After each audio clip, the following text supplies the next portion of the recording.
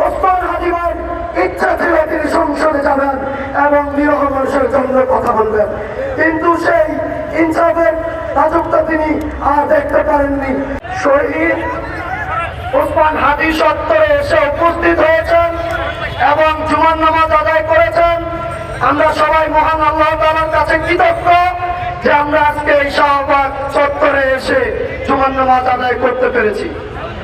ওসমান হাদি ভাইকে যেদিন গুলি করা হয়, যেই ছেলেটি ফেসবুকে লাইভ করে সেই ছেলেটি আমি রাহিম পাটোয়ারি ছিলাম।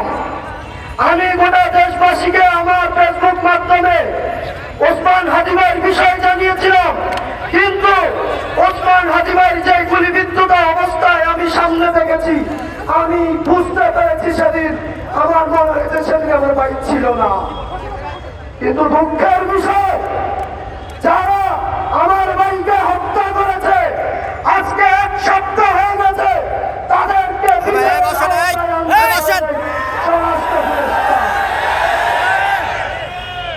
এই জুলাই অন্যতম ধ্বংসকারী হল এই স্বরাষ্ট্র উপদেষ্টা, যিনি আলেমুলামাদেরকে হত্যা করার জন্য এখন আরেক মাফিয়া হয়ে উঠতেছেন।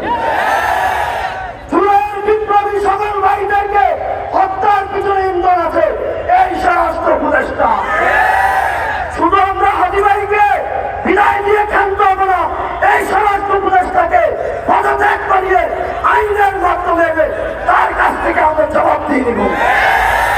আর একটি কথা বলে যাই, ওসমান হাদি ভাই শেষ ইচ্ছা ছিল এই দেশের মধ্যবিত্ত সন্তানেরা এই দেশের রক্ষক হয়ে দাঁড়াবে, ভারতের আধিপত্যের বিরুদ্ধে রুখে দাঁড়াবে, আলেম সমাজের পক্ষে দাঁড়াবে, যারা নির্যাতিত তাদেরকে নিয়ে আগামী দেশ গঠন করবে।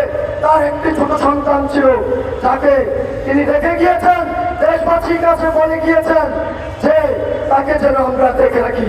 আমরা তাকে দেখে রাখবো না, শুধু আমরা আগামী দিনে হাদি হিসাবে তাকে দেখতে চাই।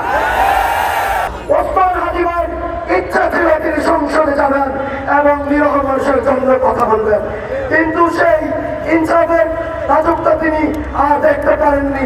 আমরা চাই